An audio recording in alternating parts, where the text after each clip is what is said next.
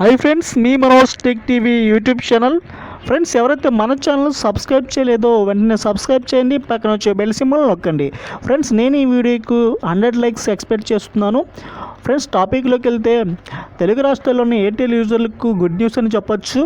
Airtel company వారు మెరుగైన సేవలు అందించే క్రమంలో వైఫై కాలింగ్ని ఎయిర్టెల్కు ప్రవేశపెట్టింది. ఎటువంటి డేటా కనెక్షన్ లేకుండా, రీఛార్జ్ లేకుండా, ఎటువంటి కస్టమర్ డబ్బులు ఖర్చు అవ్వకుండా వైఫై సదుపాయంతో కాల్ చేసుకునే సౌకర్యం తీసుకొచ్చామని పేర్కొంది.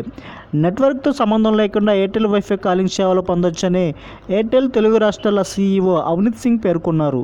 ఎయిర్టెల్ వైఫై కాలింగ్ కోసం ప్రత్యేకంగా యాప్ డౌన్లోడ్ చేసుకునే అవసరం లేదని, ఎటువంటి యాప్ లేకుండానే వైఫై కాలింగ్ చేసుకోవచ్చని చెప్పారు.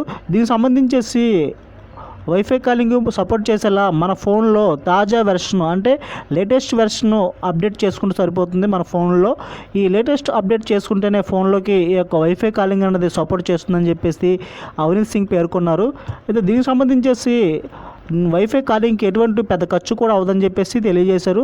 ఫ్రెండ్స్, ఎవరైతే ఎయిర్టెల్ యూజర్లు ఉన్నారో వాళ్ళకైతే వైఫై కనెక్షన్ ఉంటే మాత్రం కంపల్సరీగా మీరు ఎటువంటి నెట్వర్క్ కానీ ఎటువంటి రీఛార్జ్ కానీ చేసుకోకుండా మీరు ఈ యొక్క ఫోన్ కాల్ చేసుకోవచ్చు అని చెప్పి తెలియజేశారు.